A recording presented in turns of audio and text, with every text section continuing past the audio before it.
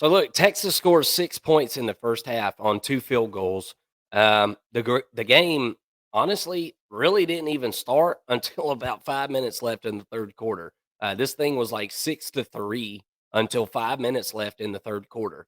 Um, Jordan Whittington catches a 23-yard touchdown pass at about that mark in the game. On the following Iowa State drive, Rocco Becht, who honestly, man, this guy's got a lot of upside. That's the quarterback for Iowa State, who is a freshman. And folks, you're going to know Rocco Becht. I'm telling you right now.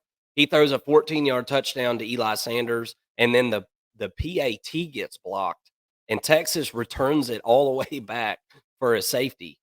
And then gets obviously the ball punted to them. Less than 3 minutes later, Quinn hits Gunnar Helm for a 31-yard touchdown pass. Um, you know, and Beck ended up throwing a pick during all this. Iowa State scores one more time, then Texas hits a field goal and clocks it out. Game over.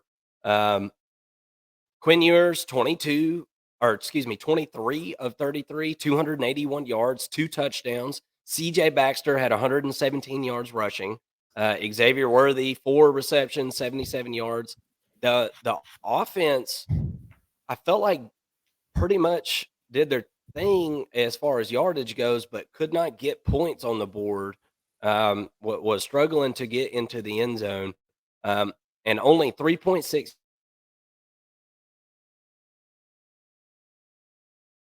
out, I think it was last week or the week before, with that injury, and he's not going to be back. So I'm starting to wonder about this Texas run game just a little bit. I'm wondering if they're going to be able to pick up with. They were already trying to replace Bijan Robinson from last year, and then Jonathan Brooks goes out, and so now you're relying on a freshman, CJ Baxter.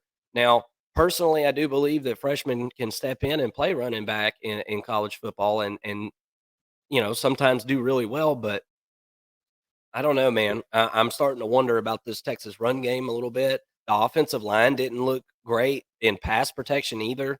4 sacks and 6 tackles for loss allowed.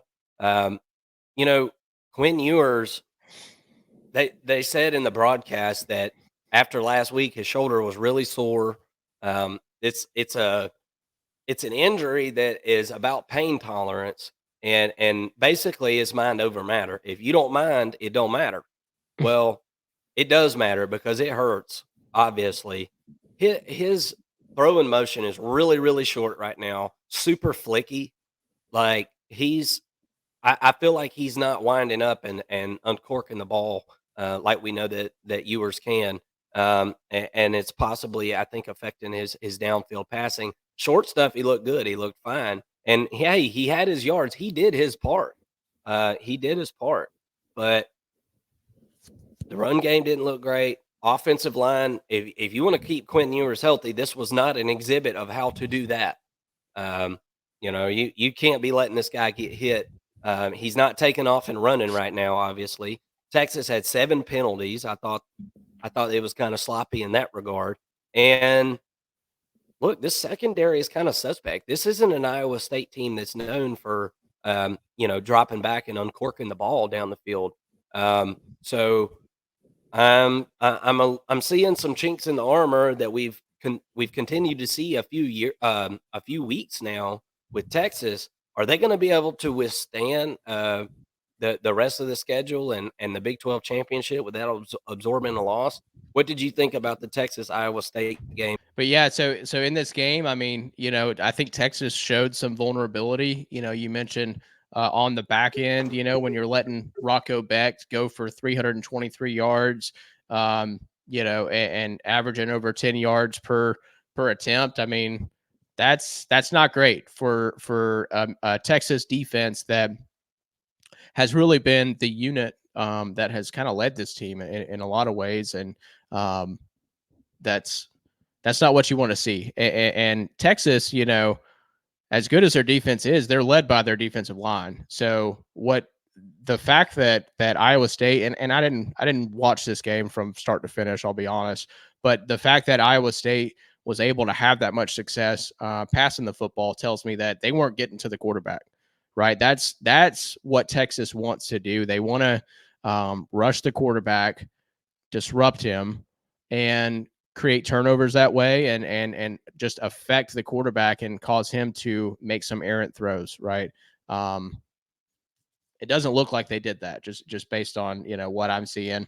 I did see for this Texas offense, and look, Mark mentioned it, but Ewers was 23 of 33 for 281 yards, 2 touchdowns. Didn't look great as far as like the way he was throwing his motion, but was effective at least, and did what he needed to do. I think that he's going to play through the rest of this year a little bit hobbled, and maybe that's why he decided to come back for another year. If you didn't know, he did announce this week that he is going to come back next season, and I'm interested to see what he's going to look like throughout the rest of the year. He should get better week in and week out. If they can make it to the playoffs, I think that gives him that extra rest, and maybe we see a fully healthy Quinn Ewers by that time. But he's definitely playing hobbled. So what's the best remedy for a quarterback that's not playing at his top at his peak? That's going to be passing the ball, or excuse me, handing the ball off. And now they don't have Jonathan Brooks there to hand the ball off to, who was really one of the best offensive weapons in the Big 12 at running back for Texas. So now they have to rely on a very talented true freshman, but still a true freshman, right? In CJ Baxter. This was his first year, really this was his first week really getting the bulk of the carries, and he did a great job. 20 carries, 117 yards, 5.9 yards per attempt. That's getting it done. I saw him run with a lot of gumph, I guess, and he just really powered through and um, showed some power. I mean, he's got some wiggle, but overall, I was just really impressed with how he handled that position that he was put in. And Iowa State was in this game up until late. I did tune in late to watch the potential upset. It was looking like there might have been an upset here, but let's see. But so it was. I was trying to pull the score up here. So it was 17-9 going into the fourth quarter, and Iowa State had the ball and they're driving, but Texas really just was able to get the stops where they needed to, and that was really important to see, and I think that Iowa State just kind of lost, just ran out of gas right at the end of the game, and Texas is able to win it and move on. And now they've got Texas Tech coming in. Actually, they've got to go to Texas Tech, so that's a game that you look at and say, well, Texas Tech, they're playing pretty good football right now. They just beat UCF by 1 point. That was another good game from this week. But they've been playing pretty good football and can certainly give Texas a run like Iowa State just did under the same circumstances. I'm just anxious to see what Quinn Ewers, and pay attention to this moving forward. What does Quinn Ewers look like? How does he throw, right? And does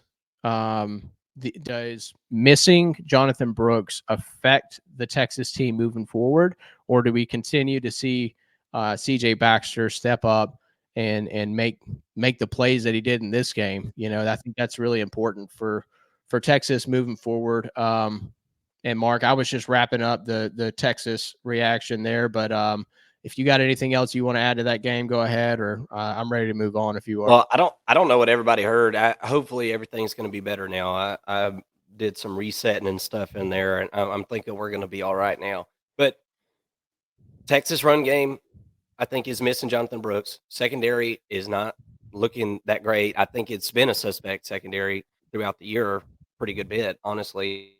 Um, O-line is not looking great. 4 sacks and 6 tackles for loss allowed, and not to mention not great yards per rush. So I'm kind of concerned about that going forward. But then again, I don't see a test on Texas's schedule as it sits right now, where we're going to be able to see this team be tested again. So, going to be really interesting to see how that goes for Texas as we go down the line. They will be in the Big 12 championship game, no matter.